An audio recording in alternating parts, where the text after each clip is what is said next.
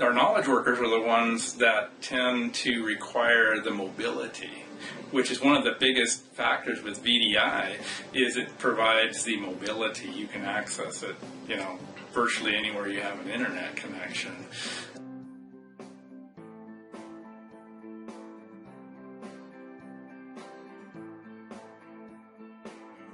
We have done testing and have now pushed into production Wyse thin laptop format, thin clients, which from a security perspective is great for us because there's nothing on the laptop.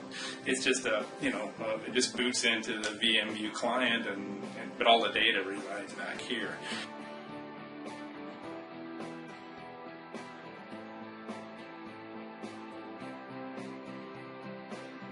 It was understood that we needed to have performance on par with a physical desktop. Otherwise, we weren't going to get the acceptance from the end users.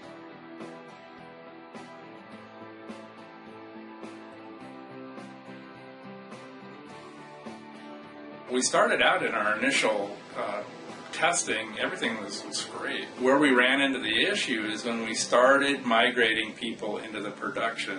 Now, I think I mentioned earlier we had scaled this thing for approximately 500 users, so something along that line. We found that when we hit about 90 users, the system just tanked.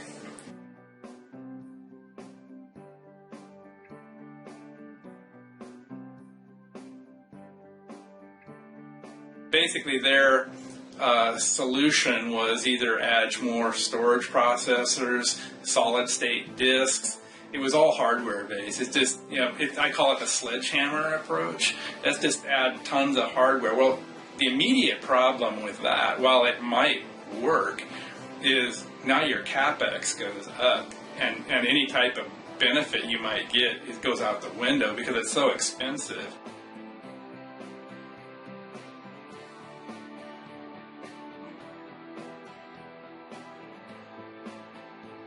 As I mentioned earlier, we'd actually rolled out about 90 users in production when we really hit the wall from a performance perspective. So I suppose the good thing is we had a fairly good user base that had a feel for what it was like.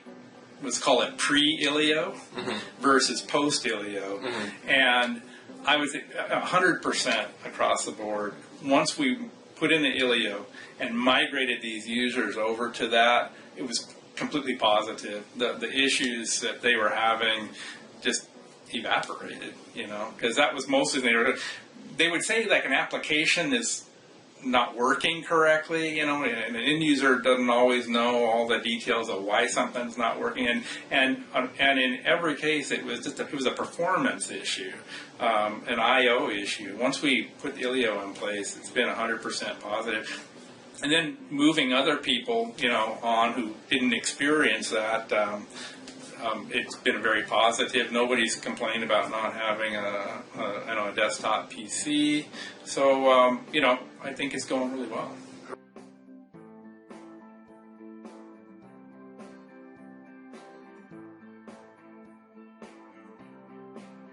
We come out on a cost perspective about the same when you factor everything in as with a physical desktop. I think we're, so from a capital expense perspective, it's probably about the same. I think where we get our real lift in this is on the operational expense. It's definitely much easier to manage to do software updates in a virtual environment than it is to have to push them out to individual PCs per se. And then, as I mentioned before, the mobility aspects is also a huge factor for us. So I think, while the capital costs are about the same, there's still a lot of benefit to going virtual.